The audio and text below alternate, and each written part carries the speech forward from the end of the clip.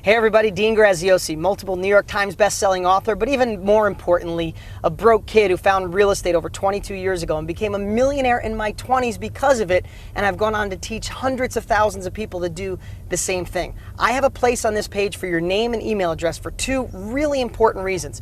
One, I've created the best training I've ever put together in my life to show anyone how to take advantage of this down market and put money in your pocket. I don't care if you're broke and in debt and never thought about real estate, or you're an investor that wants to go the next level. You need to put your name and email address and be ready to be blown away. Secondly, just for entering your name and email address and watching my training videos, one of you is going to win one of my investment properties. $65,000 is what Zillow says it's worth. It's rehabbed and rented for $750 a month. Somebody's going to get the keys. No catch, no strings, no kidding. And lastly, I produced a video that shows my life, well, if I didn't do something different, if I didn't take action with real estate. I'd like to show you that right now. But at any time, put your name and email address, and I'll see you on the other side.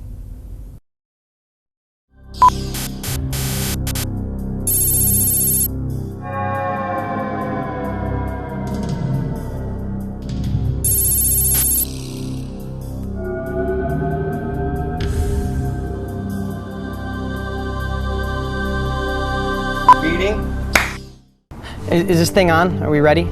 Yeah, I guess I'm getting paid $100 for some alternative lifeline or something. Hey, I could use the $100. You know, they want me to tell my story real fast. I mean, it starts pretty much in 7th grade. I was in, special reading. Mrs. Thompson, she used to call me dumb pretty much every day, but they weren't so smart back then on dyslexia, and she thought I was dumb. Maybe I was, I don't know. But, in the early 90s, I think I had a shot to really do something different and maybe not be a mechanic. Not that being a mechanic's bad. I was going to get into real estate because I saw all the people in my little town with money were in real estate. So I got excited, but then my sister, who I trust, she sat me down and she said, Dean, stop being a dreamer, stick with what you know. But I'm a little stubborn, so I went and got a book anyway. And I started reading. I was pretty excited about real estate, but then my dad saw the book and he sat me down. It was pretty similar, except he said, those people started with money and probably a college education, and you don't have money. You can't do it. But I have to tell you, I was still a little bit on the fence, but then I saw all the news. We were in a down real estate market. I mean, you look at, I kept this through the years. This is an actual New York Times from the early 90s. It said, big slide in housing prices, latest worry on Wall Street. And they were all over the headlines. So that's when I decided to stick with what I knew. Life's not that bad. I've gotten some raises through the years. I had really good health insurance, but my boss, who's in the other room right now, things are tight, so he had to take back the health insurance. My wife and I got a nice little house. I mean, I probably have 100 years worth of payments on it, but it's okay. I think some of the things I might regret is that, I just thought there was more for me after school. I really thought I could be something.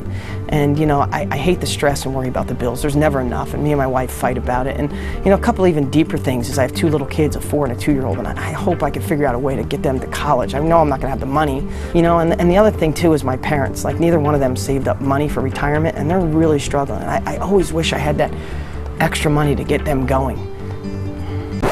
The heck with that. Hey everybody, this is the real Dean Graziosi in present time, not an alternative timeline.